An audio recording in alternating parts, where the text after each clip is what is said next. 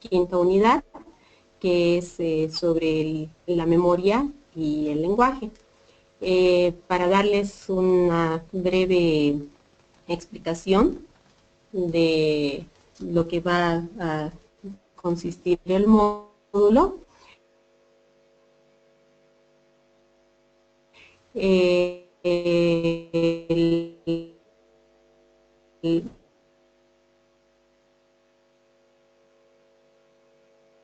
módulo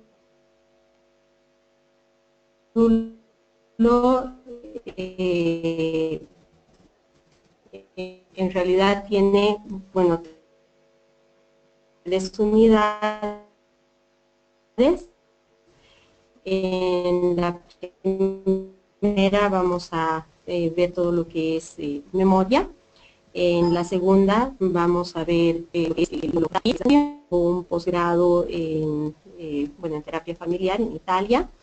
Tengo un posgrado en psicología clínica en Estados Unidos y una maestría y un doctorado en neuropsicología y salud comportamental que también he hecho en Estados Unidos. Entonces, si es que existiera alguna pregunta, alguna cosa, por favor, no duden en avisarme. Vamos a comenzar con lo que es la primera unidad, que es sobre la memoria. Entonces, en general, ustedes deben estar familiarizados y justamente han debido tener módulos anteriores que les han permitido poder entender varias de estos conceptos que vamos a impartir. Pero antes de comenzar, quisiera saber, por favor, si todos escuchan esta videoconferencia.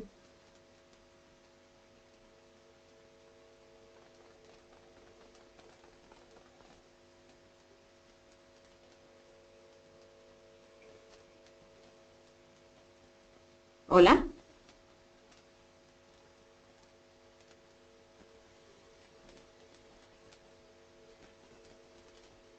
Muy bien, gracias Carla, porque me has respondido de que sí se escucha, entonces supongo que esto es válido para todos.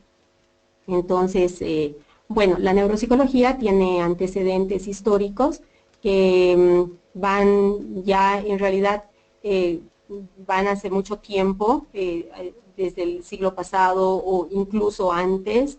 Como vamos a ver, estaban los estudios de Gall, porque lo que se intentaba siempre es poder entender cuál es la relación entre el cerebro y la conducta. Y poco a poco se fue dando cuenta, se fueron dando cuenta los investigadores de que el cerebro es el asiento de nuestra conducta. Entonces, la neuropsicología, como la conocemos hoy, ha nacido en ya en 1949.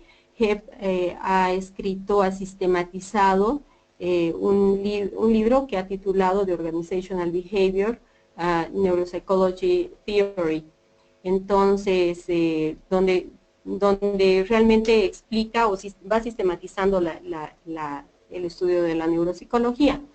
Claro que hay estudios anteriores y se puede ver, por ejemplo, los estudios de Broca y los estudios a finales de 1800 y los estudios de Wernicke también a finales de 1800, donde realmente ellos han estudiado pacientes, el famoso paciente TAN de Broca, donde realmente ha podido entender de que existe un lugar específico para el lenguaje. En 1957, Kluver ya escribe un libro que se llama Behavior Mechanisms in Monkeys, donde él estudia los mecanismos de comportamiento en los monos y realmente estudia la importancia del cerebro primitivo dentro de lo que es la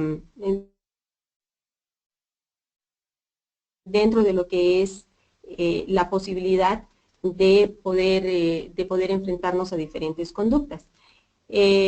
Más adelante, Kluver y Busey describen un síndrome que lleva el nombre de ellos, en las que las personas cuando tienen lesiones en áreas subcorticales, específicamente por el sistema límbico, entonces tienen un comportamiento primitivo donde intentan llevarse todo a la boca, están como ausentes y realmente, o sea, ven la relación entre eso. Ustedes saben que el desarrollo ontogenético es paralelo al desarrollo filogenético. Entonces, el momento que nosotros nos gestamos, nosotros nosotros pasamos por diferentes estadios, los cuales asemejan realmente la evolución filogenética. Por lo tanto, se va formando primero el cerebro primitivo y después ya se va formando la corteza, que es la gran adquisición de los primates, de los mamíferos, y por último el prefrontal, que es la gran adquisición del ser humano. En 1960, Lashley escribe un libro que es titulado La neuropsicología de Lashley, donde él en realidad sistematiza todo el conocimiento que hay hasta entonces de neuropsicología. Entonces, bueno, dentro de los orígenes de la neuropsicología está la hipótesis sobre el control del comportamiento, donde se puede ver ahí lo que es la hipótesis del cerebro, donde se piensa de que el cerebro es el centro que controla el comportamiento humano.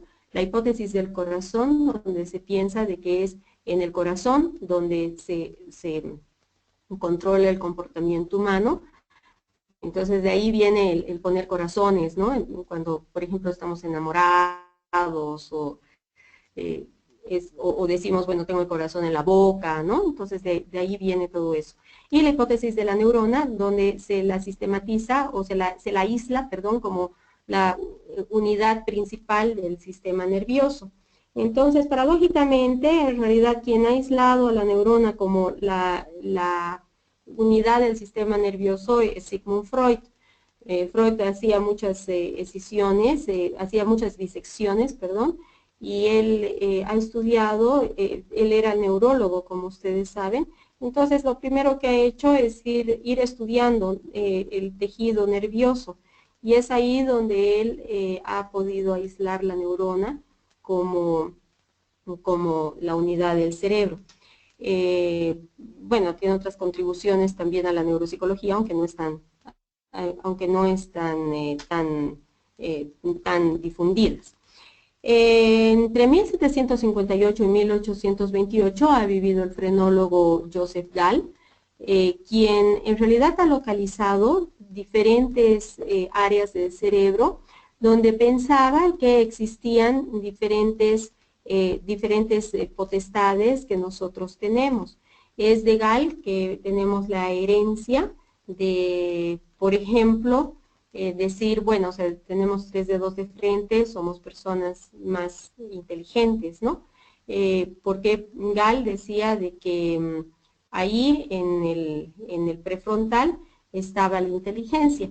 Aquí les paso una diapositiva donde está explicado en realidad el mapa frenológico de Gall, y este mapa en realidad es el mapa que ustedes pueden estudiar y que pueden analizarlo, bueno, solamente como una forma de entender más o de la historia de la neuropsicología, aunque bueno, se sabe de que no existe tal cosa, ¿no? Como habían diferentes lugares del cerebro que él, y depende de cómo era la conformación de la cabeza, que él pensaba de que, bueno, por ejemplo, podemos tener instintos domésticos o amor al hogar, patriotismo, lealtad, o ambición de independencia, o agresividad, y es así como él pensaba que se formaban las personas y se formaban las diferentes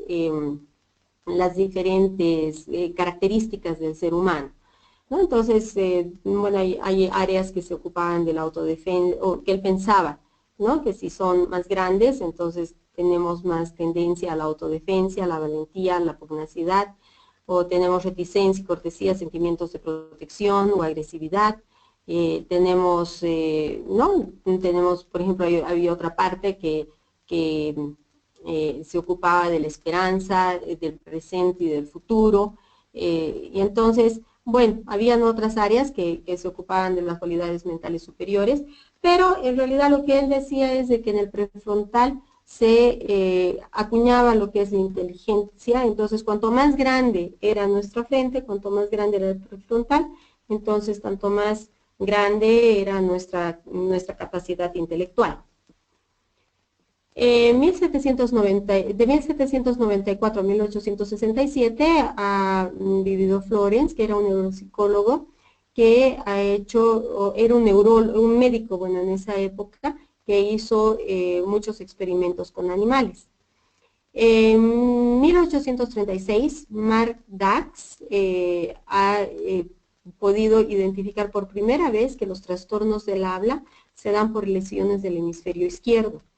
Y a finales de 1800, en la década de 1860, Paul Broca, con una tendencia localizacionista y con su famoso paciente TAN, era un paciente que se había lesionado el cerebro y que en realidad solamente podía repetir TAN. Entonces, este paciente, que de verdad su apellido era Leborgne, ha sido apodado como el paciente TAN de Broca. Cuando murió el paciente, entonces Broca le hizo una autopsia donde localizó de que el daño cerebral estaba en la porción que ahora llamamos como área de Broca, que es la tercera circunvolución frontal. Entonces, bueno, ahora incluso se llama esa afasia y cuando veamos el capítulo de afasias vamos a poder ahondar con esto. Pero es donde en realidad muchas nomenclaturas siguen obviamente llamando este tipo de afasia, donde no puede pasarse de un articulema a otro como una afasia de Broca. Wernicke localizó, que vivió entre 1848 y 1904, pudo explicar que existe más de un área del lenguaje y que por lo tanto una lesión en un área podría producir deficiencias indistinguibles que seguían a una lesión al área per se. Entonces se ha llamado el oído fonemático, que es el lugar del cerebro que nos ayuda a poder discriminar los diferentes sonidos del lenguaje, se lo ha llamado el área de Wernicke. Douglas Jackson, que vivió entre 1835 y 1911, ha sido el fundador de la neurología moderna. Entonces, generalmente los libros de neurología lo van a citar. Y él ha planteado una organización jerárquica del cerebro, donde ha planteado que hay conexiones que se van dando de áreas subcorticales hacia áreas corticales y viceversa, y donde él ha podido identificar en ese momento de que las áreas, la neocorteza, lo que se llama la neocorteza, que son las áreas, el área que cubre al cerebro, entonces son las áreas que en realidad pueden dominar las anteriores, aunque nuestro cerebro, vuelvo a repetir, está formado igual como es el desarrollo, el desarrollo filogenético. En realidad, una de las escuelas más contundentes que existe en la neuropsicología es la escuela soviética, que ha sido fundada por Vygotsky, Luria y Leontiev. En realidad, Vygotsky ha sido una persona muy productiva, ha sido el discípulo de Luria y a su vez de Leontiev. Entonces, Vygotsky ha hablado, ha profundizado o ha insistido, además de muchas otras cosas, sobre el lenguaje como mediador del pensamiento, y en el momento que veamos lenguaje vamos a ahondar sobre este concepto. Entonces, Vygotsky falleció muy joven, a los 34 años, pero en realidad ha dejado un legado indiscutible en lo que es el desarrollo de la neuropsicología. Entre Vygotsky, Luria y Leontiev formaron un grupo que lo llamaron la Troika, donde, bueno, ellos eran un grupo de estudio y un grupo de desarrollo, en realidad, donde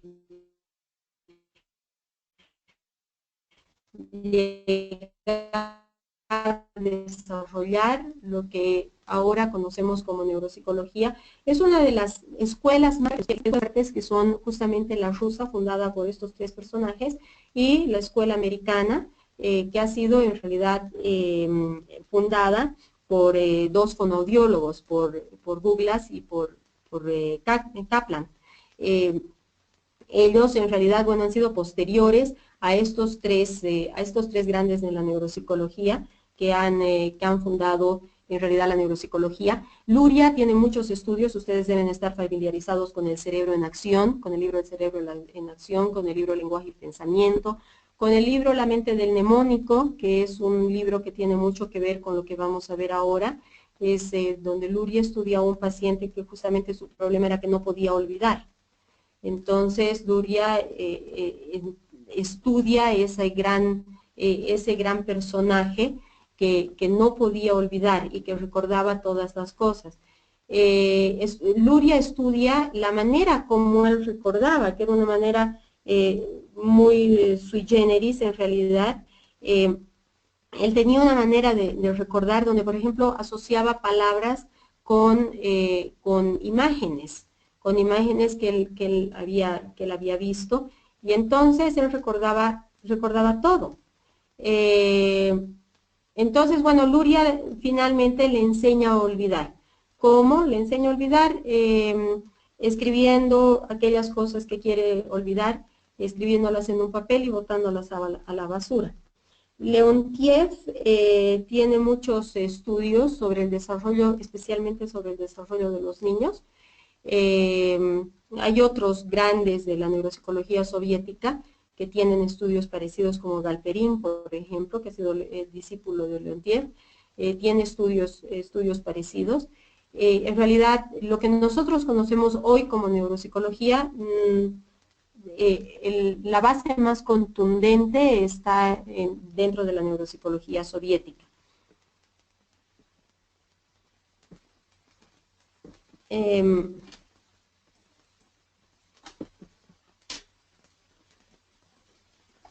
Para mostrarles,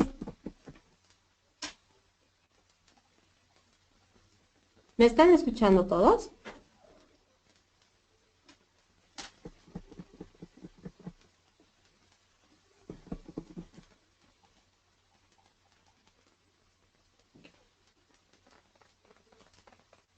Muy bien, gracias Rubén, gracias Berta, gracias.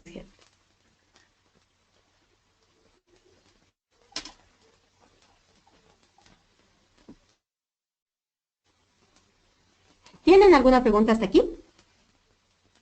¿Hay alguna cosa que necesita ser aclarada hasta aquí?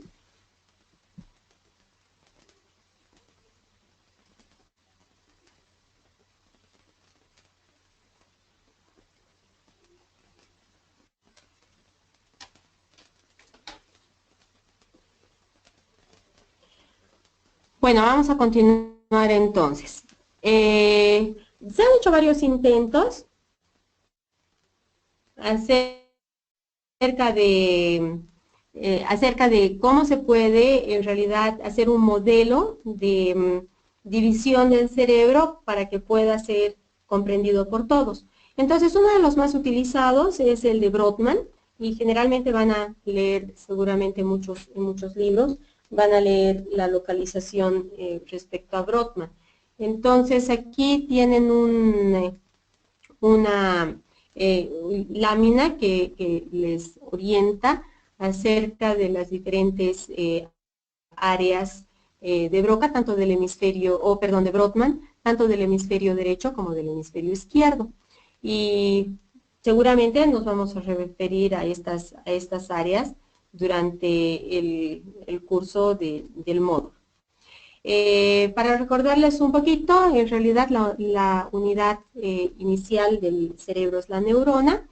La neurona está formada por un axón, tiene un cuerpo de la célula y se comunica con otras a través de sus dendritas. Entonces, cuando nosotros, estas conexiones son electroquímicas y cuando nosotros hablamos de, en realidad, de una recaptación de ciertos neurotransmisores o hablamos de áreas, en realidad hablamos de unión de neuronas. Las neuronas se comunican entre sí gracias a una unión electroquímica, como les había dicho. Por lo tanto, esa descarga eléctrica que nosotros vemos cuando las neuronas se van conectando entre sí, entonces dan cuenta. Buenas noches, Carolina. Entonces nos dan cuenta de lo que se lee en un electroencefalograma. Entonces, cuando un grupo de neuronas, en realidad, un grupo de neuronas se enciende junta, entonces hay una serie de eventos que podemos nosotros leer en el electroencefalograma. Para que ustedes se den cuenta, esta es una división general del cerebro, donde podemos dividirlo en un córtex motor. Hay el parietal, el área primaria del parietal es el córtex primario somatosensorial. Todo este es el lóbulo parietal. En realidad toda esta área son las áreas terciarias, que son las áreas de asociación. Este es el lóbulo occipital. Este es la corteza visual primaria. Ese es el nudo preoccipital. Ese es el lóbulo temporal. Aquí adentro está la corteza de asociación límbica. Aquí adentro está la ínsula también. Aquí está la corteza primaria auditiva o el giro de Herschel. Es aquí donde se da la fascia de Wernicke. Cuando es severa es porque se desintegra esta corteza auditiva o el giro de Herschel. Esta es la corteza asociativa prefrontal, de una manera general, porque hay discusión sobre los límites exactos. Todo este es el lóbulo frontal, ¿no? Bueno, tenemos dos grandes surcos que son, y fisuras, que son las que dividen el cerebro, el surco central y la fisura de Silvio, ¿no? Entonces, a partir de esta, nosotros podemos dividir al cerebro en el área anterior y el área posterior del cerebro, donde el área anterior es solamente el lóbulo frontal y el área posterior son los restantes lóbulos, ¿no? El parietal, el temporal y el occipital. Y, bueno, la ínsula que está aquí adentro.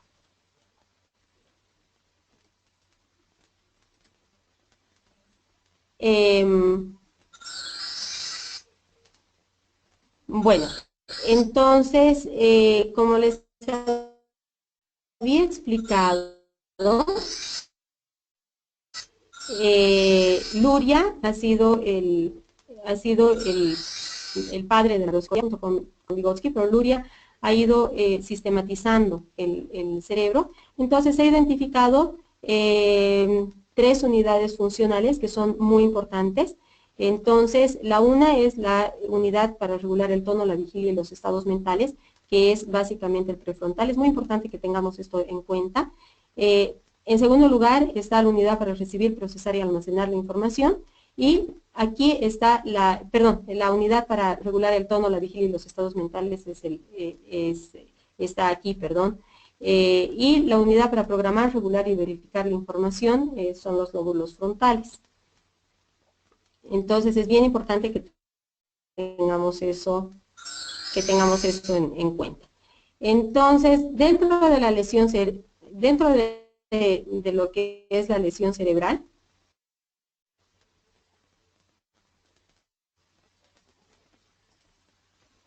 dentro de lo que es la lesión cerebral, bueno, en realidad el cerebro trabaja como un todo, entonces no podemos decir que solamente en un lugar del cerebro hay una hay mayor lesión que en otra. El cerebro trabaja como un todo y tiene muchas conexiones, tanto de adelante hacia atrás como de atrás hacia adelante y de arriba hacia abajo a las áreas subcorticales y de abajo hacia arriba. Entonces el cerebro trabaja como un todo. Esta es la lesión que podría darse en el área de Broca, tras la cual hay una fascia motora eferente, según la clasificación de Luria, o una fascia de Broca según la clasificación americana, y esta es el área que se puede lesionar, dando como resultado una fascia de Wernicke según la clasificación americana o una afasia acústico-agnósica según la clasificación de Luria. Diferentes lesiones en diferentes áreas del cerebro pueden darnos como resultado diferentes dificultades, así como lo vamos a ver, así como por ejemplo las agnosias se dan generalmente por lesiones del hemisferio derecho.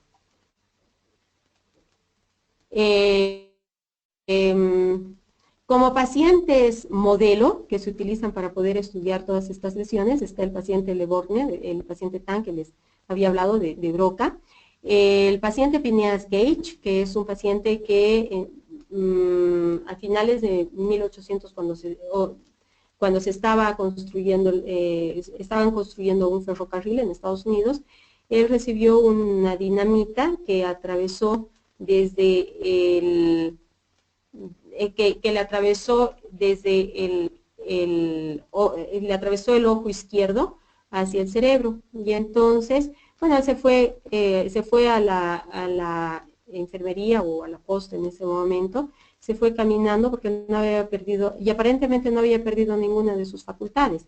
Él no había perdido la facultad de caminar, la facultad de hablar, la facultad de comprender, ni la facultad de poder distinguir diferentes objetos con las manos, ni nada de eso. Entonces, aparentemente él estaba normal, pero al cabo de un tiempo se pudo ver de que él tenía una conducta completamente errática, estaba llena de improperios, no podía seguir en el mismo trabajo, abandonó a su familia, se dedicó a jugar, se dedicó a vivir el presente y no prever el futuro.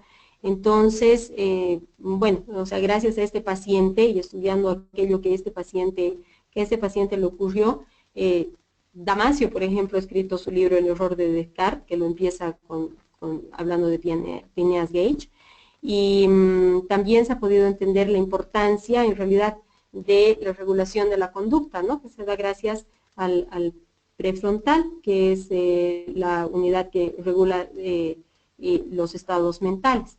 El paciente HM es otro paciente que es un paciente modelo, es un paciente que ha sido estudiado, actualmente sigue siendo estudiado en Harvard. Este paciente hace 30 años tuvo una operación, le hicieron una operación para poder controlar unas crisis epilépticas agudas que tenía. Entonces tuvo una ablación del hipocampo y de muchas partes del sistema límbico. Entonces, bueno, él desarrolló a partir de eso una amnesia retrógrada. Es decir, él se acuerda de todo aquello que pasó antes de la operación, pero no puede retener información que haya pasado después de la operación. Cada vez que conoce a alguien, la conoce por primera vez. Y a la vez siguiente, no recuerda a quién ha conocido. Entonces, el estudio de la memoria de H&M nos ha dado muchas luces sobre, en realidad, las áreas implicadas en la memoria. Otra paciente muy interesante para estudiar es Temple Garding. Temple Grandin es una paciente que Oliver Sacks, el famoso neurólogo que falleció el año pasado en agosto, estudia en un libro que llama a partir de ella, la llama la antropóloga de Marte. Y bueno, él tiene varias historias en ese libro, pero estudia a Temple Grandin. Temple Grandin es una paciente que ahora también está siendo estudiada en Estados Unidos. Es una paciente que es autista y por lo tanto, como es autista, entonces tiene un razonamiento diferente al nuestro. Y bueno, ha sido estudiada y ha sido estimulada. Hoy en día es doctora en ciencias de animales y muchos de los mataderos en Estados Unidos siguen en realidad el modelo de Temple Grandin para matar a los animales y para que los animales no sufran. Ella, por ejemplo, dentro de lo que hacía, bueno, ella como una persona autista no puede soportar en realidad que se la toque, ¿no? Entonces, pero como un ser humano cualquiera necesita un abrazo de vez en cuando. Entonces, se inventó una máquina con 2 colchones, que es una máquina o sea, que la estruja, que puede, o sea, donde ella se mete entre los 2 colchones y los 2 colchones empiezan a vibrar, entonces ella puede sentir todo su cuerpo. Es una persona muy interesante para conocer y para poder escuchar conferencias de ella. Dentro del análisis neuropsicológico, se pueden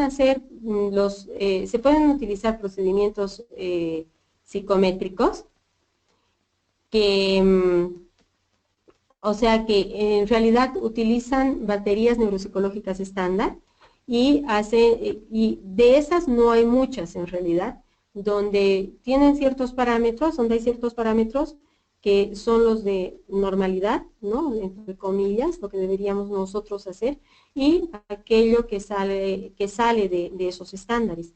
Entonces, una de ellas, por ejemplo, es la de Ardila. El Luria Nebraska, por ejemplo, también tiene estos procedimientos. El test de Boston para la valoración de la fascia tiene estos procedimientos también. Recientemente Quintanar y Solovieva han hecho un libro sobre eso también, donde han hecho una prueba, donde también, o sea, tienen algunos factores psicométricos, y estas pruebas, como cualquier neuropsicólogo entendido en la materia, no pueden descuidar en realidad los procedimientos clínicos, que es la capacidad que tiene uno de utilizar diferentes pruebas que dan como resultado en realidad nos dan cuenta de aquello que el paciente puede o no puede hacer y de aquello que el paciente debería o no debería hacer. Entonces se refiere más a un análisis cualitativo del paciente, aquello que el paciente realmente estaría en condiciones o no de hacer. Como Luria decía, un test neuropsicológico se puede hacer incluso solamente con una llave, porque todo lo que nosotros hacemos, abrir una puerta, pelar un dulce, caminar, hablar, todo tiene base en el cerebro. Pero el cerebro no está capacitado per se para nada. El cerebro está capacitado para hacer pequeñas acciones que en su conjunto nos dan esa gran acción. Y lo que tenemos que hacer como neuropsicólogos es poder entender esas pequeñas partes que nos dan como resultado esa gran acción. Entonces, ¿hay alguna pregunta hasta acá? Muy bien, entonces podemos continuar. Entonces, bueno, hoy en día está todo claro, dice Carolina. Entonces, muchísimas gracias, Carolina. Entonces, bueno, la neuropsicología se entiende como una disciplina que trata de las funciones mentales superiores en sus relaciones con las estructuras cerebrales. Esta es una definición muy actual de la neuropsicología y que engloba en realidad toda toda la práctica de la neuropsicología actual, ¿no? ¿Por qué trata de las funciones mentales superiores? Porque trata en realidad de todas aquellas funciones que nosotros hacemos, por ejemplo, como les decía, leer, escribir, hablar, hacer matemáticas, y cuáles son aquellos pequeños pasos que se dan en el cerebro para que nosotros podamos o no podamos hacer esa acción. Entonces, por ejemplo, el cerebro no está capacitado, por ejemplo, para decir la palabra hola. Para que yo diga hola, primero tengo que, voy a volver aquí al cerebro, primero lo que tengo que hacer es decidir qué es lo que voy a decir, y eso se da por estas áreas del cerebro. Después tengo que analizar la palabra hola, y eso se da por estas áreas del cerebro. Entonces, el cerebro no analiza hola como hola, sino como o-l-a. Entonces, después lo que tengo que hacer es buscar en mi léxico, que se da en estructuras subcorticales, y se da por aquí. Tengo que buscar la palabra, o sea, tengo que buscar la palabra que quiero decir, y tengo que analizar acá, en las áreas primarias parietales, mi aparato fonador. Tengo que sentir dónde están mis labios, mi lengua, mi boca, mis dientes. Y después tengo que preparar mi acción motora, que se da por acá, ya en el lóbulo frontal, ¿no? Entonces ya voy a saber cuánta fuerza tengo que imprimir, si tengo que rolear la R o no, qué es lo que tengo que hacer. Y después de eso, lo que voy a hacer es... y después de eso, lo que voy a hacer es poder decir la palabra hola. ¿Me escuchan todos? ¿Me están escuchando? Muy bien, es que me ha salido muy bien, muchas gracias. Si es que experimentan algún problema, por favor, me lo van a hacer saber. Entonces, lo que les decía, si es que, por ejemplo, yo he dicho la palabra hola, porque verifico acá nuevamente la acción, si he dicho la palabra hola, todo bien, y entonces termina mi acción. Pero si he dicho hula en vez de hola, voy a decir, uy, me equivoqué, entonces voy a volver a hacer toda esa acción nuevamente.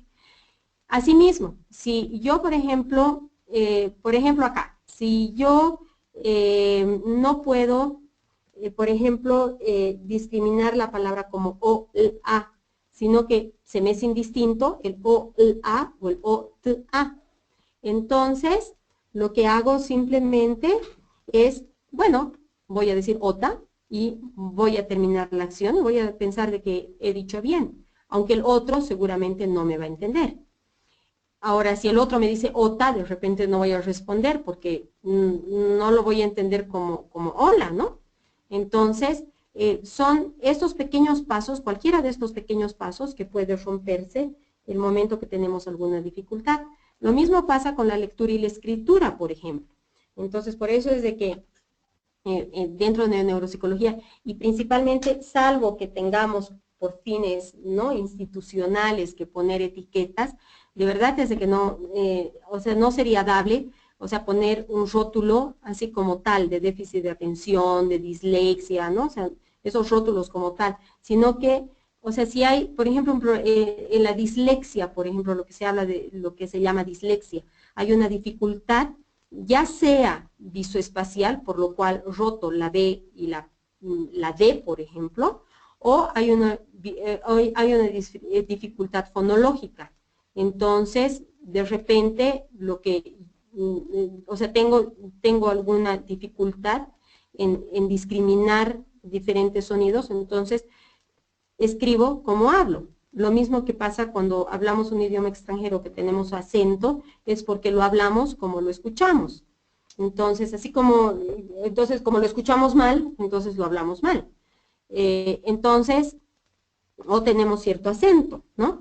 Entonces, por eso es de que es difícil rotular exactamente, ¿no? O sea, rotular a un paciente como que tiene dislexia, salvo que tenga una lesión cerebral clara, ¿no? Pero rotular a un paciente como, o sea, puede tener dificultades o puede tener dificultades en la visión, por ejemplo, ¿no? Existe el sistema parvocelular y el magnocelular. El parvocelular pasa por las áreas anteriores inferiores del cerebro, y el magnocelular por las regiones superiores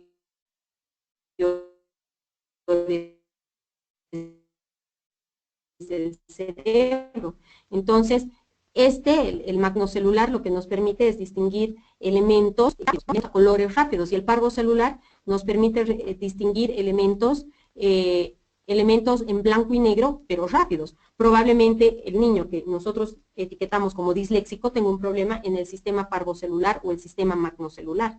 Entonces, hay que distinguir si es que el problema es fonológico, es visoespacial, es de discriminación visual rápida o no. Entonces, en realidad, bueno, para fines institucionales y para fines, por ejemplo, para escribir manuales, ¿no? Por ejemplo, como el DSM o los IC10, entonces es necesario englobar a todos dentro de una sola etiqueta, entonces lo etiquetamos como un niño, por ejemplo, disléxico, ¿no?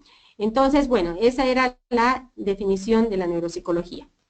Entonces, la importancia justamente es lo que les decía, o sea, podemos derivar en que la importancia es que lo importante del diagnóstico neuropsicológico, además de ver cuáles áreas son deficitarias, es determinar la manera particular de procesamiento de la información de cada individuo para poder identificar vías para ser potencializadas y funciones para ser estimuladas. Entonces, la neuropsicología no solamente se refiere a pacientes que tienen una lesión o pacientes que tienen dificultades, sino a pacientes que también, o sea, a cualquier persona se le puede hacer un examen neuropsicológico, porque lo que queremos determinar es esa manera particular de procesar la información y tener y saber cómo se están dando esas pequeñas acciones que en su conjunto nos dan esa acción, y cuál de estas es la que se ha desintegrado para tener, cuál de esas son las que se han desintegrado para poder rehabilitarlas. Entonces, es importante dentro de la neuropsicología,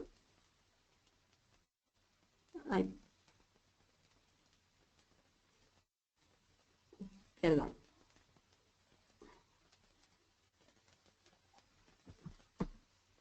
Entonces, es importante dentro de la neuropsicología buscar una coherencia entre la organización sistémica funcional del sistema nervioso y la actividad cognitiva. Por lo tanto, es un proceso dinámico y organizado, esa es la organización sistémica, que empieza ya desde la gestación, ¿no? Por lo cual les decía de que en realidad el desarrollo ontogenético es importante, y cualquier dificultad en el cableado en ese momento, dentro de la gestación, puede darnos como resultado dificultades en el desarrollo de la actividad cognitiva. Desde ese punto de vista, es importante que nosotros veamos que básicamente tenemos diferentes canales de procesamiento de la información por la cual nuestro cerebro recibe la información.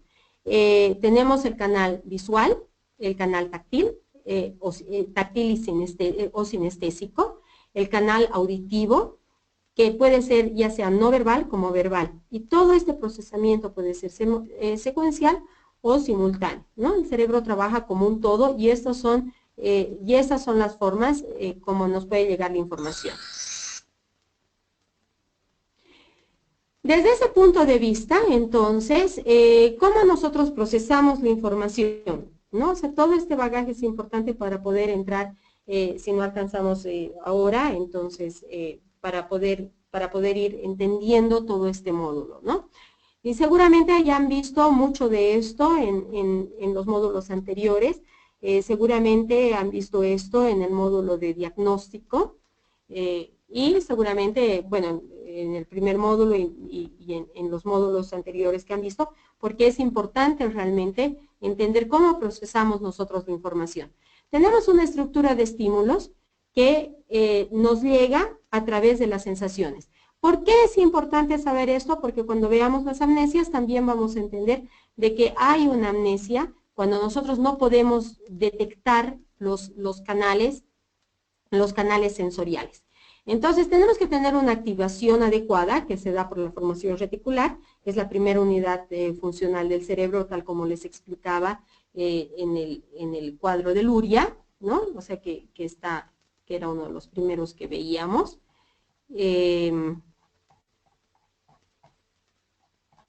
está aquí, ¿no? Entonces, vemos que primero viene la unidad, la formación reticular, que es la unidad para regular el tono, la vigilia y los estados mentales, ¿no? Entonces, tengamos esto en cuenta ahora que vamos a ver el modelo de procesamiento de la información. Tenemos la segunda unidad, que es la unidad para procesar, para recibir, procesar, almacenar y almacenar la información, y tenemos la unidad para programar, regular y verificar la información. Cada una de estas unidades, la unidad 2 y la unidad 3, tiene áreas primarias, secundarias y terciarias. Las áreas primarias son aquellas que reciben el estímulo, las áreas secundarias son aquellas que asocian el estímulo y las áreas terciarias son aquellas que solapan la información. Entonces, esto es muy importante tomarlo en cuenta. La formación reticular es importante para que nosotros podamos tener un tono adecuado para poder seguir, para poder en realidad atender. Esta formación reticular tiene muchas conexiones con el prefrontal. Entonces, por ejemplo, el momento que nosotros despertamos en la mañana, de repente la formación reticular es como una luz de dimmer, las luces que se van prendiendo y van aumentando de intensidad poco a poco o van disminuyendo de intensidad poco a poco hasta prenderse o apagarse.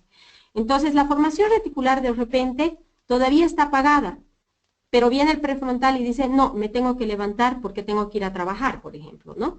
Entonces, la formación, tengo que levantarme y tengo que ir a trabajar y tengo que despertar a mis hijos, tengo que llevarlos al colegio, o cualquiera de las cosas que tengamos que hacer, tengo que salir, bueno, cualquiera de las cosas que tengamos que hacer.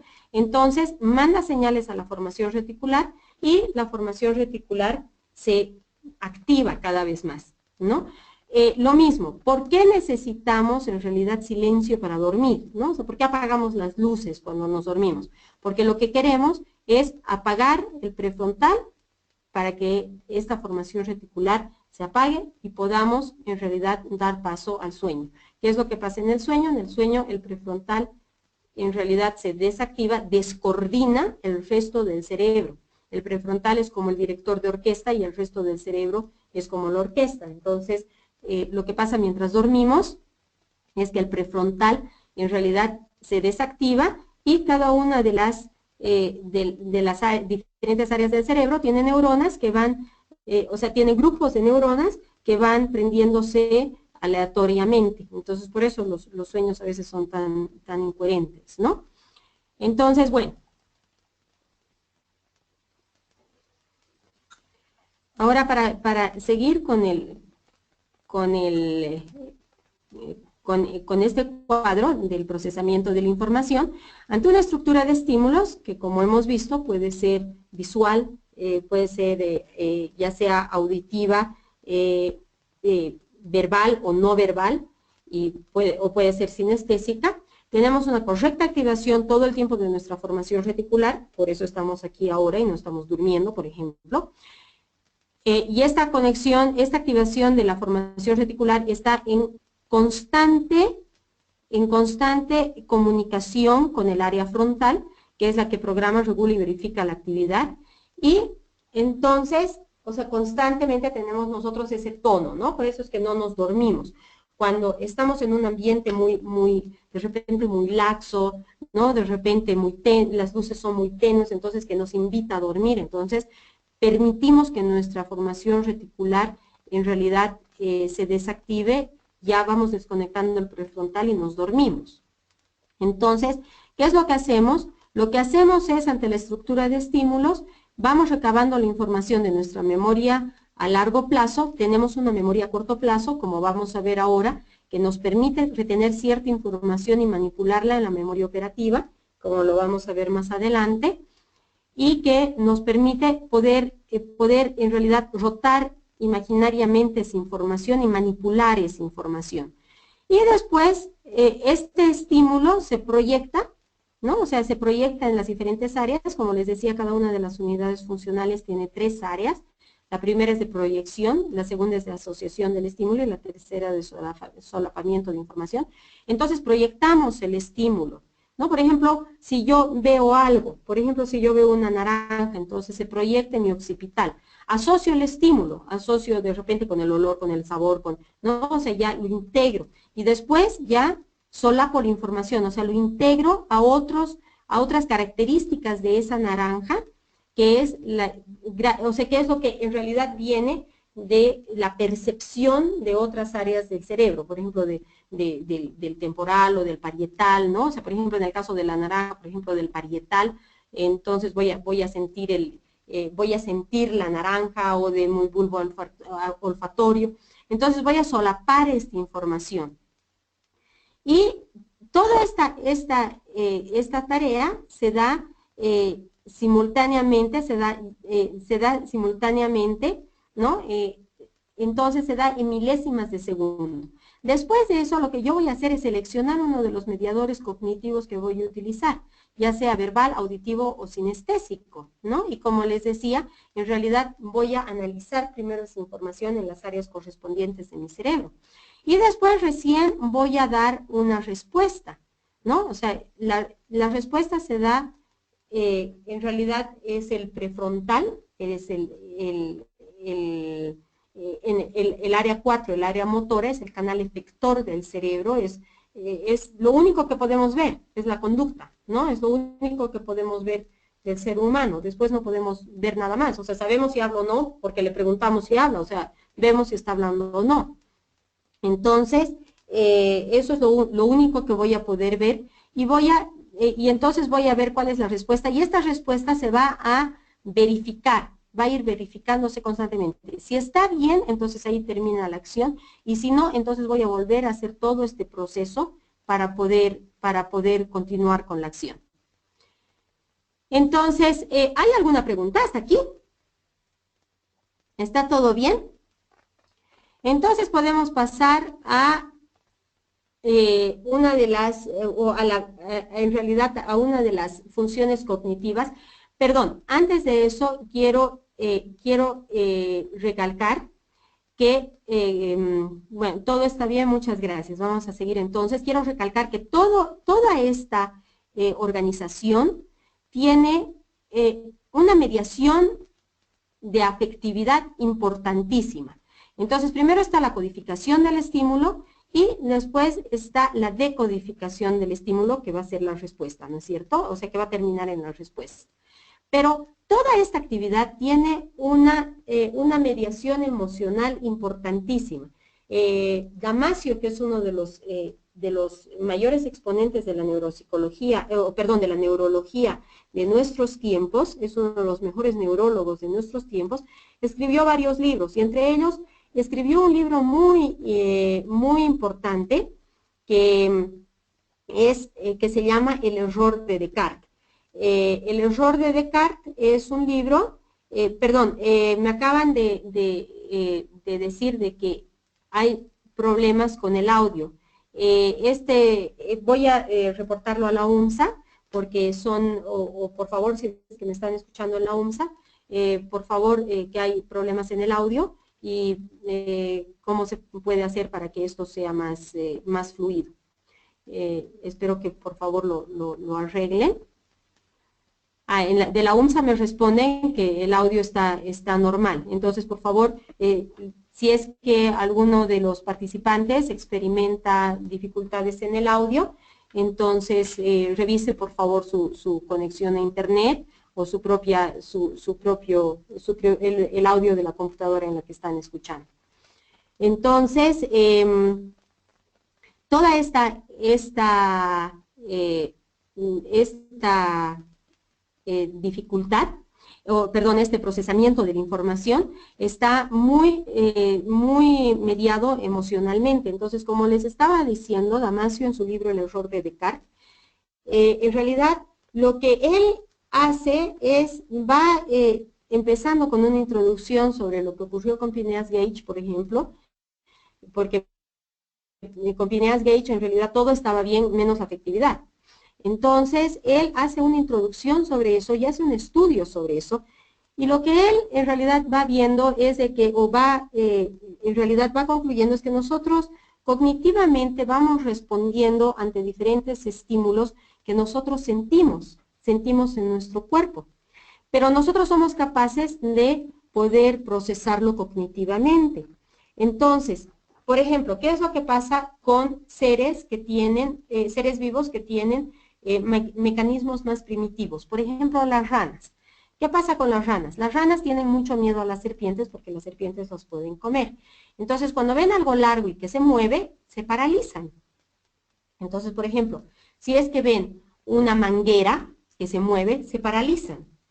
Nosotros como seres humanos somos capaces de sentir esa sensación primitiva, ¿no? Sentimos cosquilleo en el estómago, se dilatan las pupilas, se acelera el ritmo cardíaco, porque es nuestro sistema simpático el que se activa, ¿no? Entonces, tendemos a tener eso y respondemos después cognitivamente a esa información. Entonces decimos, a ver, mejor me calmo, esta es una manguera, no es una serpiente, no me puede hacer nada, entonces debo calmar. Entonces, primero tengo una respuesta emocional, una respuesta en realidad primitiva, emocional, y después la convierto en un sentimiento o la convierto en una actividad cognitiva. Hay un neurocientista que se llama Richard Davidson, del cual probablemente muchos de ustedes están familiarizados, que está estudiando en la Universidad de Madison, está estudiando en Wisconsin justamente el rol de las emociones en el procesamiento de la información. Entonces, él identifica además muchas vías paralelas entre el procesamiento de la información y las emociones. Toda la actividad cognitiva que nosotros tenemos es una actividad cognitiva que está mediada emocionalmente. Por lo tanto, toda la actividad que nosotros realizamos tiene una mediación emocional muy fuerte. De ellas, la atención y la memoria son las capacidades cognitivas que más mediación emocional tienen. Entonces, es importante que nosotros tomemos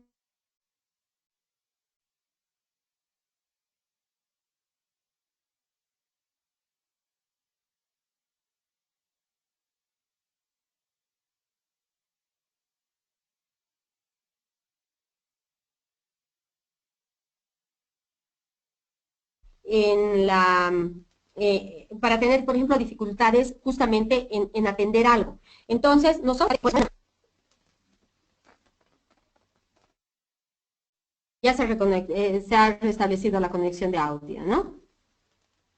Muy bien, entonces, lo que les decía, o sea, hay personas que, por ejemplo, dicen, no he entendido, estaba tan nerviosa que no he entendido la noticia en la radio. O, por ejemplo, si alguien me da un encargo, estaba tan nerviosa que o estaba tan apurada que no he prestado atención. Entonces, eso es importante que tomemos en cuenta. Y este no es un problema de atención, es un problema de mediación emocional. Y asimismo, en realidad, sabemos que cuando estamos nerviosos tenemos mucha dificultad en recordar, por ejemplo, cosas. O digo, pucha, he entrado o he salido o te he dado tal cosa, o te he dado el encargo, es que estaba pensando en otra cosa, es que estaba muy nerviosa, es que estoy muy estresada. Entonces, en la consulta vemos muchísimos pacientes que que presentan dificultades de memoria, pero en realidad tienen una mediación emocional muy fuerte y no presentan per se un problema de memoria. Tenemos muchos pacientes que vienen a memoria, por ejemplo, tenemos pacientes pacientes que tienen cierta edad, por ejemplo, a partir de los 60 años o menos, que hayan visto algún pariente, por ejemplo, algún pariente cercano con Alzheimer y tienen mucho miedo de tener la enfermedad. Entonces, dicen, bueno, si yo he empezado a olvidarme cosas, y entonces por eso es que vengo a consulta. Pero en realidad, cuando se va a auscultar, cuando se va haciendo la anamnesis y las pruebas, entonces nos damos cuenta que hay una mediación emocional muy fuerte. Y estos pacientes en realidad no tienen un principio de una enfermedad degenerativa, sino lo que tienen es un problema emocional. Este tema del problema emocional lo podemos ver también en, por ejemplo, en que aquellas cosas que nosotros olvidamos tienen una carga emocional muy importante y podemos verlos a nuestro alrededor. Por ejemplo, yo conozco un niño de 4 años que estaba buscando desesperadamente sus pantuflas, pero cuando se dio cuenta las tenía puestas, ¿no? Bueno, o sea, eso es gracioso esa edad. No, no, en realidad era un poco más grande, creo que tenía no tenía 4, tenía 7. Entonces, bueno, es una anécdota chistosa, es una anécdota simpática para un niño de esa edad. Si pasa en realidad cuando uno es adolescente, uno no le da mucha importancia, pero dice, ay, qué raro que yo estaba haciendo eso, ¿no? O que me estaba saliendo con pantuflas. O sea, qué raro, y las mismas amigas dicen, no, ay, pucha, tú tan coqueta, ¿no? O sea, qué raro que haya pasado eso. Cuando pasa a los 20 y tantos años, uno dice, ucha, es que ya estoy llegando a los 30. Entonces, algo, o sea, algo realmente ha pasado. Cuando pasa a los 40, uno dice, uy, estoy realmente envejeciendo, ¿no? O algo me está pasando. Cuando pasa en realidad a los 50, entonces uno dice, uy, esto realmente que me ha pasado, o sea, no me hubiera pasado antes. Entonces realmente ya empieza a preocuparse, ¿no? Cuando pasa a los 60, uno dice, bueno, ya, ¿qué quieren a mi edad? ¿No? Y así sucesivamente. Cuando pasa a los 80, dice, bueno, ¿qué quieren a mi edad? ¿No? ¿Qué quieren de una persona a mi edad? A mi edad estas cosas pueden pasar. Entonces, es el mismo suceso que pasa a diferentes edades y que tiene, o sea, estas diferentes connotaciones.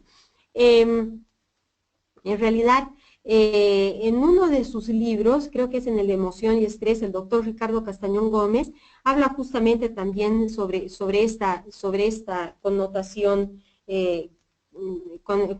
esta connotación afectiva que es tan importante. Bueno, entonces la memoria es aquella capacidad que nos permite conservar la información transmitida por una señal después que se ha suspendido la acción de dicha señal. Esa es la definición de memoria. Entonces, la memoria es en realidad, como les había explicado, es un mecanismo muy complejo que requiere, además de la participación de muchas áreas, en realidad de muchas áreas del cerebro, como les había explicado, y además permite en realidad manipular información, aunque esta información no esté presente. Entonces, la memoria se refiere más que nada a lo que es el registro, el almacenamiento y el recobro de la información, gracias a un mecanismo tanto verbal como no verbal. Existe también lo que es la metamemoria, que es la capacidad que nosotros tenemos de acordarnos justamente de algo que no está presente, de recordar alguna actividad que no está presente, y bueno, se localiza principalmente en el lóbulo temporal, en las estructuras del sistema límbico, tales como el hipocampo. El hipocampo es una estructura muy interesante en el cerebro porque nos permite realmente procesar la información, en realidad la información emocional, y además nos permite también, bueno, como les explicaba del paciente HM, nos permite en realidad almacenar la información especialmente a largo plazo. Juega un papel muy importante en lo que es el sueño, por eso es que nosotros estamos durmiendo. Y esa actividad eléctrica es la que nos permite, en realidad, el poder almacenar la información en la memoria a largo plazo. Entonces, esta información es muy importante. También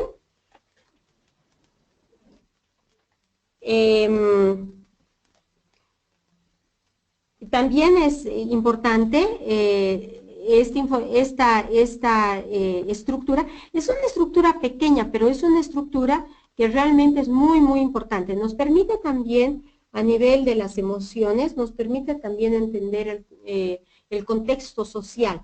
Entonces, muchas veces, o sea, lo que tenemos que explorar en muchos pacientes es cuando no hay empatía, por ejemplo, tenemos que explorar también cómo está la memoria o cómo se está almacenando la memoria, ¿no? También depende del lugar del hipocampo, podemos en realidad tener dificultades en la memoria retrógrada o en la memoria anterógrada, ¿no? La retrógrada es aquella que se refiere a todos los sucesos después del evento, después de la injuria cerebral, y la anterógrada es aquellos eventos, a la que se refiere a la pérdida de capacidad de retención de aquellos eventos anteriores. Generalmente, o muchas veces, la memoria anterógrada es la memoria que a veces queda, ¿no? ¿Sabe? Memoria de aquello que ha pasado antes. Depende del tipo de lesión que tengamos. También participa en la memoria el lóbulo frontal, el sistema reticular, tanto ascendente como descendente, y los núcleos talámicos, que son estructuras subcorticales, y el tálamo es una estructura muy importante también en el cerebro, porque es el punto de relay del cerebro, el que manda información, o sea, la información llega al tálamo y del tálamo llega al resto del cerebro. Entonces, si recuerdan de neuroanatomía, seguramente en el primer módulo han visto, todos los sentidos pasan por un núcleo, pasan por alguna área del tálamo o por algún núcleo talámico, ¿no? Entonces, por ejemplo, las vías de la visión pasan por el cuerpo geniculado lateral, ¿no? O sea que es un área también del tálamo. Todas tienen un punto de relay en el cerebro, menos el olfato. El olfato en realidad es procesado directamente en el cerebro, entonces por eso es muy importante en la anamnesis el preguntar si el sentido del olfato ha cambiado últimamente. Es bien importante porque eso nos da cuenta realmente de aquello que es de cómo el cerebro está procesando la información. Entonces es importante, como les había dicho, para poder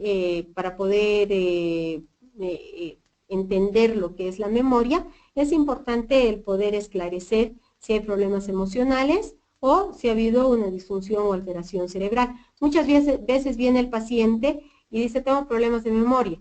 Y ya en la anamnesis, tomando la anamnesis, uno se da cuenta que, o el paciente dice que hace 10 años tuvo una lesión cerebral, por ejemplo, ¿no? Entonces, en realidad, bueno, probablemente sea algo que ver, seguramente lo han visto a profundidad en el módulo de diagnóstico, seguramente han visto en profundidad esos aspectos que deben tomarse en cuenta. ¿Tienen alguna pregunta?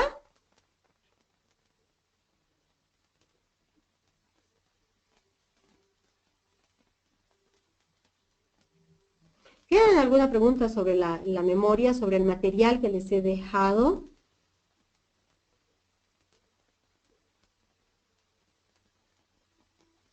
¿No hay ninguna pregunta? porque en realidad la idea es, hoy día eh, vamos a ver esto. Hoy día, muy bien, hay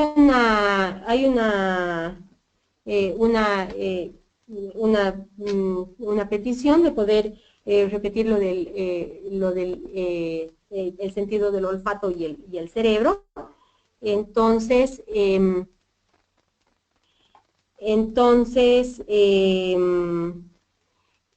lo del sentido del olfato, el sentido del olfato es el único de los sentidos que no tiene un punto de relay en el cerebro y llega directamente. Cada uno de nuestros sentidos tiene tiene una mediación en realidad entre el estímulo externo y el cerebro, pero el sentido del olfato no. Entonces, es importante tomar en cuenta eso en la anamnesis. El sentido del olfato en realidad tiene una conexión directa con el cerebro. Y no hay una transformación del estímulo, ¿no? Del estímulo como por ejemplo en el sentido del oído, en el sentido auditivo, por ejemplo, es una onda mecánica que se convierte en un impulso eléctrico dentro del cerebro. Pero el sonido es mecánico, ¿no es cierto? Entonces, el sentido del olfato no tiene un lugar en el cerebro donde se convierte, digamos, o donde tiene un punto de relay, ¿no? Una estación intermedia. Entonces, por eso es importante el deterioro del sentido del olfato en lo que es el deterioro cognitivo, ¿no? O sea, por eso es importante. Espero que esté absuelta la pregunta. Había otra pregunta sobre lo que es el hipocampo. El hipocampo es una estructura subcortical que juega un papel muy importante tanto en la memoria como, me alegra que esté respondiendo, Ana María. El hipocampo es una estructura muy importante que juega un papel muy importante en lo que es tanto la memoria como los sentimientos, especialmente en realidad la comprensión del contexto social. Entonces el hipocampo nos ayuda a ver si es que en realidad, o sea, si contextualmente o sea, nos ayuda a analizar el ambiente. Y también juega un papel muy importante en lo que es la retención de la información, especialmente a largo plazo. Hay una actividad eléctrica que se da, un tipo de reverberancia que se da en el hipocampo cuando nosotros dormimos, que consolida la memoria. Por lo tanto, es importante el dormir, por ejemplo, el estudiar, dormir y dar el examen, por ejemplo, ¿no? Entonces, esos dichos antiguos de la abuela, por ejemplo, que decía, bueno, a ver, dormí con el libro bajo la almohada, a ver si por ósmosis llega, o sea, aprendes algo, en realidad tiene algo de cierto, es decir, no es que hay una ósmosis y del cuaderno va a pasar al cerebro, ¿no? O sea, no es así. Pero lo que sí es verdad es que si hemos estudiado antes, entonces durante el sueño se consolidan las memorias. Entonces, es mucho más probable que podamos tener una información, o sea, una información que esté mejor fijada. Cuando nosotros acostumbramos a estudiar antes del examen, seguramente para el examen lo sabemos, pero no es una información que se va a quedar almacenada o se va a quedar tan fijada en la memoria como aquella información que hemos estudiado antes, hemos comprendido, por eso es de que el lóbulo frontal está incluido dentro de lo que es la memoria. Hemos entendido la información y después hemos dormido para poder consolidar esta información. ¿Hay alguna otra pregunta?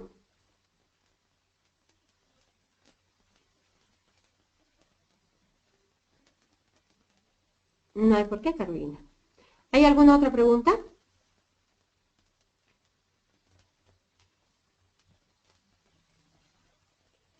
Muy bien, entonces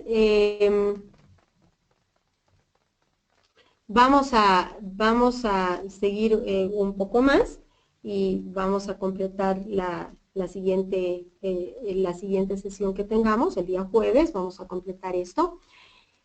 Bueno, por un lado tenemos la memoria sensorial, que es aquella que yo les decía, ¿no? O sea, la estructura de estímulos que nosotros recibimos se queda en nuestra memoria sensorial, que es una memoria ultra corta.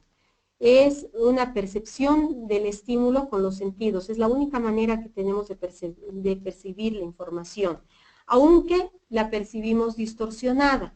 Entonces, eso es importante que tengamos en cuenta. El cerebro no percibe la información tal cual como nosotros la vemos. Por eso es de que, bueno, sobre gustos y colores no han escrito los autores, por ejemplo, ¿no? O sea, es que el cerebro no percibe exactamente como nosotros lo percibimos. El cerebro percibe fragmentos y trata de completar esos fragmentos con toda la información que tiene. Entonces, de esa percepción que tiene, construye la realidad. Por eso, por ejemplo, por eso es que cuando nosotros no le damos la suficiente información a nuestro cerebro, por ejemplo, cuando nosotros no tratamos un problema auditivo a tiempo, entonces el cerebro trata de completar esa realidad con fantasía. Y de ahí es que las personas que tienen deficiencia auditiva y no buscan en realidad arreglar esa deficiencia auditiva, pueden llegar a tener percepciones erróneas del medio, pueden llegar a tener algunas en realidad dificultades en lo que es la percepción del medio. Desarrollan dificultades como son la depresión, por ejemplo.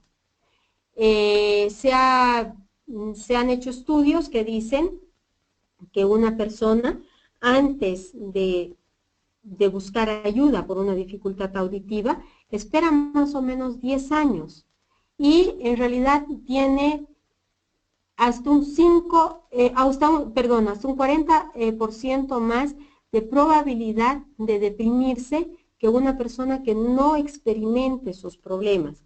Entonces, esto es muy importante porque el envejecimiento van deteriorando los sentidos y muchas veces no ayudamos a eso, ¿no? No ayudamos con audífonos o no ayudamos con lentes, no ayudamos o no estimulamos lo suficiente y entonces estas personas tienden a deprimirse, ¿no? Y no es casual que tengan ideas erradas de lo que está pasando en el medio. Otro tipo de memoria es la memoria a corto plazo, que es una evocación de la información inmediatamente después de su presentación. Se dice que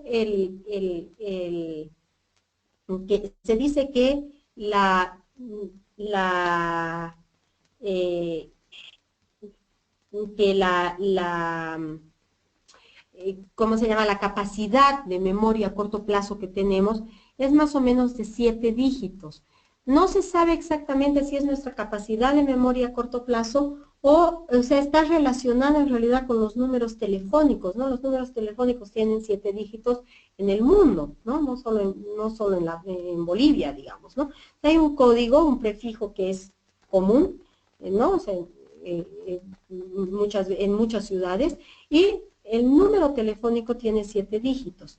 En realidad, hay un estudio muy interesante que yo les sugiero leer, de Miller y Bushman, que es justamente sobre la capacidad que tenemos nosotros de memoria y qué es lo que pasa en nuestra, en la actividad eléctrica del cerebro para almacenar la memoria.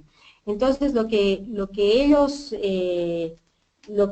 dicen es que lo que ellos concluyen es que hay cierta actividad eléctrica que nosotros vamos elicitando que nos ayuda a almacenar la información en pedazos y que en ese momento todo el cerebro actúa coordinadamente y es por eso que nosotros no somos capaces fisiológicamente, en realidad, de realizar dos actividades al mismo tiempo. Por ejemplo, de hablar por celular mientras manejamos, por ejemplo, ¿no? Entonces, ellos lo que dicen es de que, en realidad, si nosotros desviamos esa actividad eléctrica a otra, entonces esta primera actividad eléctrica cambia. Y la segunda actividad eléctrica, por ejemplo, de atender al celular, por ejemplo, disminuye. Entonces, de manera que nosotros fisiológicamente no somos capaces de hacer dos actividades al mismo tiempo, aunque sea el hablar por celular con audífonos, porque estamos hablando y estamos atendiendo esa conversación en tanto que nosotros estamos manejando. Entonces, como nosotros tenemos algo que se llama una ceguera temporal, una ceguera que cambia, entonces nosotros podemos, por ejemplo, no ver algunas cosas mientras manejamos. O sea, de repente estamos atentos a lo que manejamos y de repente no vemos que se cruzó un animal o, por ejemplo, que se cruzó una persona. No, sencillamente no lo vemos. Y es gracias a este fenómeno que nosotros no vemos tampoco la edición de las películas, por ejemplo. No vemos, o sea, que de verdad desde que están entrecortadas, de verdad desde que las escenas están superpuestas, pero nosotros no lo vemos. ¿Por qué? Porque es un mecanismo que tiene el cerebro para poder minimizar estos errores. Nuevamente les digo, cuando el cerebro no es capaz o no tiene la información suficiente, va rellenando esa información, la va rellenando constantemente. Y cuando veamos en la segunda unidad el frontal, entonces vamos a ver de que el dorso lateral es aquel filtro que nosotros tenemos, ¿no? Además de otras cosas, es el filtro que nosotros tenemos que nos ayuda a filtrar constantemente esta información. Cuando esta información falla, en realidad este es un fenómeno que se llama la inhibición latente. También, o sea, ya en psicología cognitiva ha sido estudiado como inhibición latente. Y la inhibición latente es un tipo de filtro que nosotros tenemos en el cual, valga la redundancia, filtramos constantemente la realidad con la fantasía. Es por eso que nosotros somos capaces, por ejemplo, de distinguir lo que es una película de lo que es la realidad, de distinguir un sueño de lo que es la realidad. Cuando perdemos este filtro es cuando confundimos esa realidad con esa fantasía y entonces pueden surgir las alucinaciones, por ejemplo, ¿no? Entonces, por esto es de que se pone que hay ciertas películas o ciertos juegos de video, por ejemplo, que son para personas con criterio formado. ¿Por qué? Porque es importante que nosotros sepamos distinguir la realidad de la fantasía y en los niños es más difícil, ¿no? O sea, poco a poco se va formando esta capacidad porque el prefrontal no está formado todavía, no está formado completamente todavía, ¿no? Otro tipo de memoria, cuando veamos la memoria a corto plazo, además la siguiente sesión con más detenimiento, vamos a ver también lo que es la memoria operativa. Bueno, y el otro tipo de memoria es la memoria a largo plazo, que es la memoria semántica, donde tenemos que distinguir la memoria semántica y la memoria procedimental. La memoria semántica es aquella memoria que nos permite entender, por ejemplo, lo que hemos leído en un texto. Y la procedimental es la que me permite recordar lo que he almorzado hoy día, por ejemplo. ¿no? O lo que he hecho hace una hora atrás. Entonces es importante evaluar ambas y seguramente lo han visto en el módulo de diagnóstico. La memoria a largo plazo es la que nos permite evocar la información después de un intervalo de tiempo. ¿Cuál es específicamente el intervalo? En realidad está en discusión, pero muchas veces en las pruebas se toma, ¿no? O sea, se toma en cuenta esto cuando nosotros, por ejemplo, evaluamos, damos una lista de palabras y después volvemos a preguntar después de la prueba, ¿no? El NeuroSí, por ejemplo, nos permite hacer eso. Bueno, creo que ha sido suficiente por esta primera sesión. Yo creo que cortamos aquí la primera sesión. ¿Tienen alguna pregunta que podamos responder? O por favor piénsenla para la siguiente, para el día jueves, que nos reencontramos a las 7 de la noche. Por favor piensen si es que ha quedado algún vacío de todo esto y revisen el material que les he dado, a ver si es que tienen alguna pregunta sobre lo que estamos viendo. ¿Ya? Y si tienen algún comentario sobre el módulo, por favor me lo hacen saber o si es que tienen alguna pregunta, que en realidad, o alguna sugerencia de cómo llevar el módulo. El hecho de el ingreso a la plataforma que Herbert acaba de mencionar es un tema que es mejor que por favor lo hagan directamente con posgrado en la UNSA, ¿no? Porque ellos son los que están monitoreando todo esto y los que hacen los que realmente ven los que realmente ven cómo se va a hacer.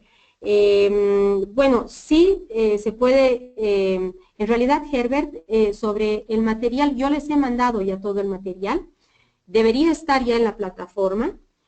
Aquellas cosas, si es, por ejemplo, la respuesta a los foros o algo, o sea, al foro, porque he mandado ya una pregunta del primer foro, que en realidad es para el sábado. Entonces, respecto perdón, para ir en orden a las respuestas, respecto al foro, voy a ver cómo es posible, o sea, seguramente ya yo voy a poder entrar a la plataforma también y es ahí donde voy a ir revisando las respuestas. Respecto al examen, en realidad hay un formato también que tiene la universidad para eso, que seguramente, o no sé cuál será, o seguramente han tenido un formato en los anteriores módulos. La experiencia que yo tengo de una versión anterior ha sido que había que hacer algunas preguntas, ¿no? Y que había que hacer una cantidad de preguntas y poner falso verdadero. Sobre si es que vamos a pasar los 3 días, el martes, jueves y sábado, en realidad la estructuración del módulo sería la siguiente. El martes y jueves avanzaríamos, en realidad explicaría las diapositivas, respondo a las preguntas, y el sábado nos dedicaríamos en realidad a responder a las preguntas y a poder responder a la pregunta del foro. Si es que tienen alguna otra sugerencia, entonces por favor háganmelo saber. Muchas gracias por el comentario, Berta. Muy bien, entonces nos reencontramos el día jueves. Ha sido un gusto poder contactarme con ustedes y nos reencontramos entonces el día jueves. Muchas gracias.